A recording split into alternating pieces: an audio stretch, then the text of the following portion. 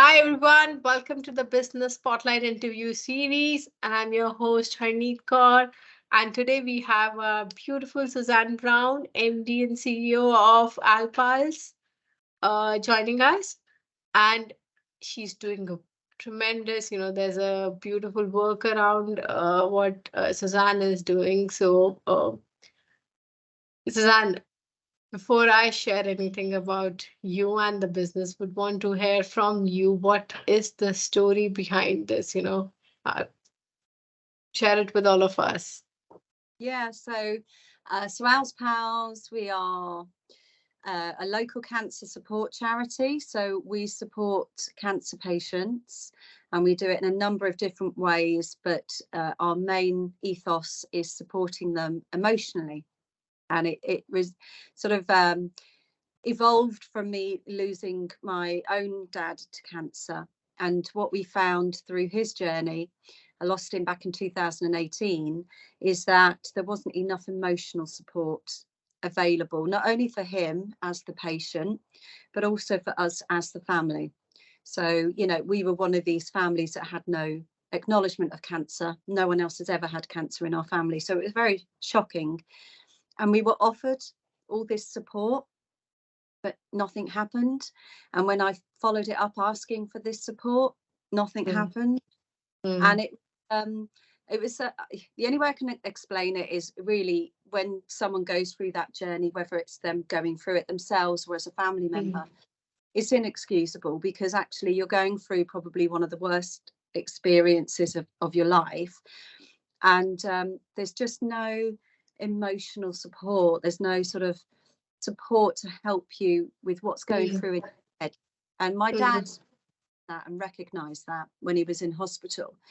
mm, So just before he died, he asked me to sort of see if there was anything on hand where he could talk to mm. someone, like have a buddy. Yeah. I did a bit of research and there wasn't anything of its kind. So before he died, he asked me to make it happen. And it was that light bulb moment of, this is my destiny, of what I'm supposed to be doing with my life. Mm, Because I was at crossroads where I didn't really know what I was doing, and mm, it all fell in together. And it was after he died, I made sure that I wrote into the hospital mm. if they would be happy for me to sort of put this into action, and they grabbed it with both hands. But that's probably because there's nothing else like it. So Wow. that's where it all started. That's where it developed from. Mm. So you were one of the businesses, and there's no one else doing this. No, I mean, in some different regions, you will have some form of maybe a buddy system, but Mm, certainly I'm in Buckinghamshire. In mm, Buckinghamshire and surrounding areas, there is no other emotional support for mm, patients or members, especially. mm, Um, I soon recognised that, and that's where I'm edging towards at the moment. We're still probably local, as much as we mm, help regionally by mm, Zoom, by mm. phone. I've even visited someone in Hitchin. Um, we are looking to develop this into a more regional charity because the need is there. Absolutely. Oh, as I'm listening to you, I'm feeling that it's it's the pain of first, when you Mm, see your loved ones go through this, and then also not having someone to really support emotionally, as you said.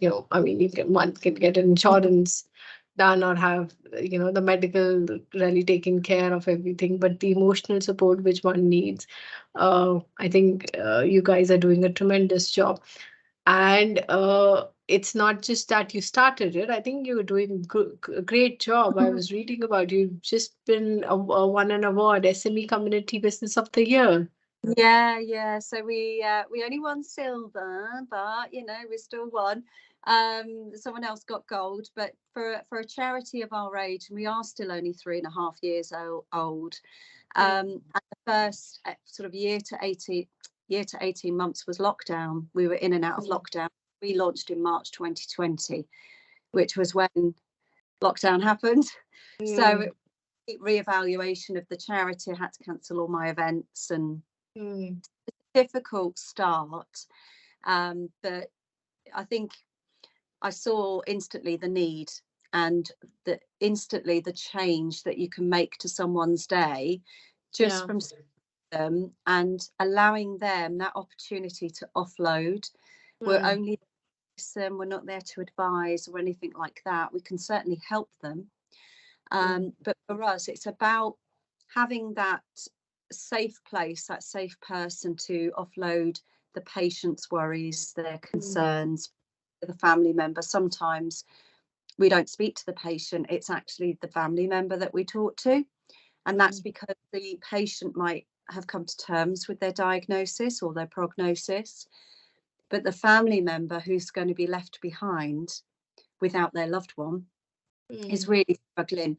And I think that's important here as well. It's not just about the patient, it's a family Yeah. member, because everyone suffers in this whole cancer journey, if you call it that. Mm. They suffer in different ways, and so we're there to really help anyone in Mm. that journey emotionally. Mm. Wow. Wow. Suzanne, what do you attribute your growth to? You're just 3.5 years old business, and you've grown so much from the time you started. I What guess do you think? I suppose the need is there, but ultimately I'm very lucky. Yes, it's sort of just me and the charity. um, I suppose you've got to have a strong work ethic, and put Mm. the hours in. But also you do it because you have the passion, and if you've got the passion and you love what Mm. you do, and Mm. you start to see the difference. I mean, I never envisioned it would be as Mm. far as it is now, but Mm. it is because the need is there. And also, I've got an amazing bunch of volunteers that have been with me since day one. And Wow. we have new ones come and go as well, obviously. Mm. But I've got good core volunteers, and they're outstanding. They really put the effort in. They strike up such amazing relationships with people, not only in the hospital, home, because we launched our home service as well.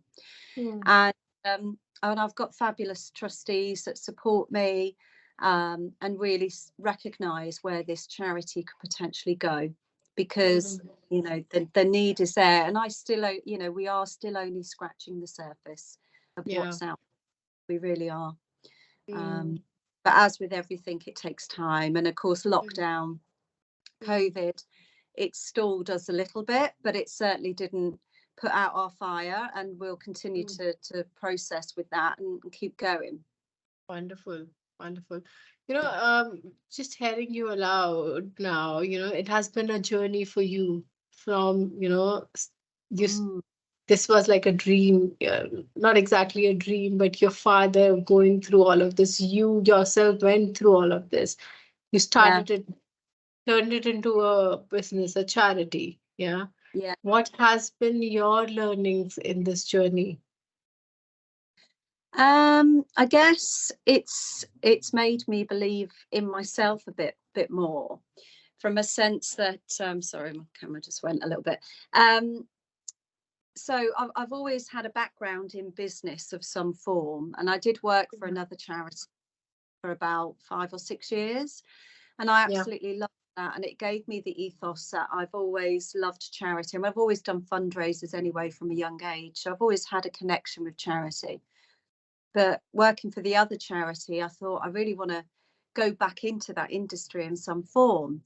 And years Mm. ago, I actually set up my own charity. This is before Ours Pals, but I Mm. never really got in, and it wasn't time. So sorry, my phone's just started to ring. And I thought, when this happened with my dad, it was an instant, wow, this is my dream, this is my connection to this. And I guess, God, what have I learned? Yeah, believe in yourself. You're going to get people come across that are going to be negative. You're going to come across obstacles that are negative. But if you believe in yourself and the cause, that will override anything. But you've Mm. just got that strong mind that no matter what comes your way, it will work, and it is going to work. And never doubt that. Never doubt it. Yeah, you remind me of Henry Ford, who said, if you think you can, you can. If you think you can't, you can't. Either way, you will prove yourself right. Yeah, and you have days of doubts, don't you? You know, sometimes I do, and I think, oh God, you know, I need so much money coming into this charity to grow it. And then, I don't know, something will happen, and you think, right, that'll keep us going now for a bit longer. And it's just that constant belief that on those difficult days, and it's not only difficult from running a charity's perspective, but emotionally they can be difficult, because you become connected to people and then you lose them. But ultimately, you know that you've made a difference. You're never going to take cancer diagnosis away, but you've made a difference to that day for them, and that's important, and that goes a long way. Wow. Absolutely. Yeah, really deep connection. Yeah, I can see you have a very deep connection there, and really helping people in the time, in the most difficult times of their lives. Yeah. So, and the results you get from the testimonials and stuff, those sort of things really give you a boost, and you think, oh my God, the impact we're having here. You could never envision at the beginning when I first had the idea with my dad, and now we're here, and it's making a huge impact, and it's a lovely thing. Wow. So then when we look at the charity, because it's almost like running a business. Yeah. And when we often talk to business owners, their business challenge falls in either of the three, whether it's team, it could be time, or it could be money. Yeah. So where do you see the challenge currently? For us, sadly, it's funding. Sometimes when you're a service-based charity, which we are, we provide services. We provide service in hospital. We provide a home support service. We've got an online app, which I manage myself because I don't have anyone else to manage. And then we also have support groups as well. So what we're trying to be is this one-stop shop for a cancer patient. They know if they had a question, whether that's emotional support, practical support, they could come to us and we will get the answer for them. They don't have to worry because we'll action it. But I guess the challenge is there with being a service-based charity is funding, because a lot of funders are happy to fund. If you're a charity that says, I'm going to go to hospital and I'm going to hand out 1,000 bags to a number of different hospitals and it's going to cost £5,000, it's an easy thing to go, here's £5,000, go and buy your bags. We've made a difference. Where it becomes difficult being a service-based charity, there's not necessarily an end result. It's just statistically who we're helping. But there's no physical end result. But what we are providing is a massive service where there is a massive gap in the market, which no other charity locally is doing.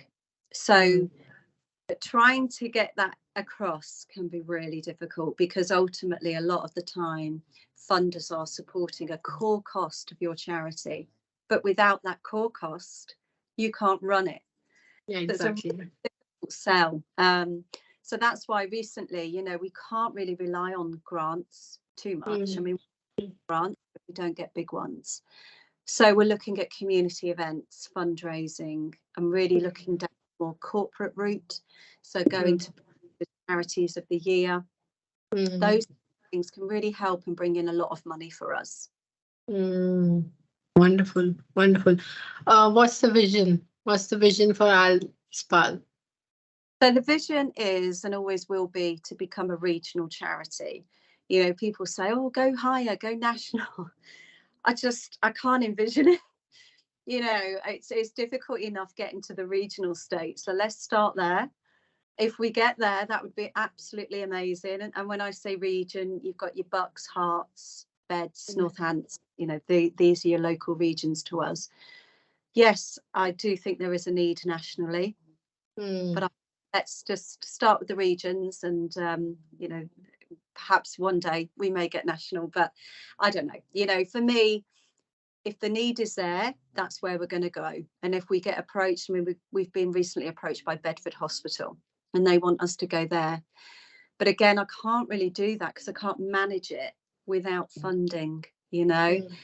So it's really difficult. So we're now trying to focus our funding in Bedfordshire a little bit to enable us to then grow it. Mm. One step at a time, you know, it has to be within my remit because there is Mm. just I do have obviously amazing trustees and volunteers, but you know, that's it really, you know, so we've got to be realistic. Yeah, yeah. No, but you know what? This is like inch by inch, life cinch, having Yeah, those small goals in place, and yeah, regional and then national. It's a yeah. journey. It's a journey, you know, and you know, what we'd like is people that could help and follow us on that journey, not only Mm. individuals but businesses as well, because we do have some businesses that donate monthly to us. So we have this thing called Ours Business Pals.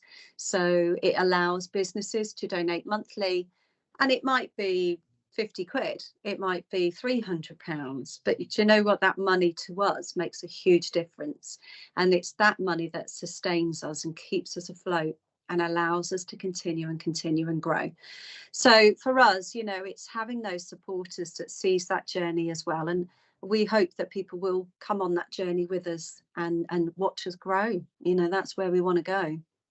Absolutely. And you're doing such a great job. I mean, Suzanne, it was so lovely to speak to you, to hear from you, all the inspiring stuff you're doing, really helping the people, who really need that. Mm. And I can understand.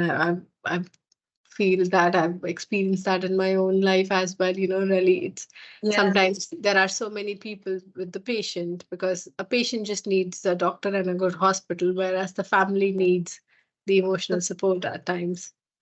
absolutely. Yeah, no, thank you for having me as well.